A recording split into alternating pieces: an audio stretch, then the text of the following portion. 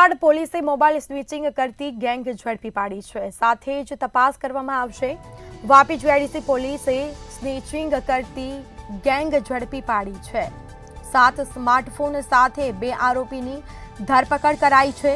એક બાઇક અને 2 મોપેડ પણ પોલીસે કબજે કર્યા છે। કાયદેસરની કાર્યવાહી કરવામાં આવી છે, જેમાં વાપી અને સિલવાસમાં ગેંગ મોબાઈલ સ્નિચિંગ કરતી હતી।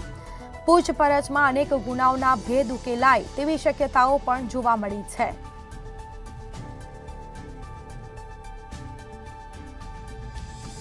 તો વાપી જીઆઈડીસી પોલીસને સ્નિચિંગ કરતી ગેંગને ઝડપી સમગ્ર મુદ્દામાલ કબજે કર્યો છે। કાયદેસરની કાર્યવાહી હાથ ધરી છે।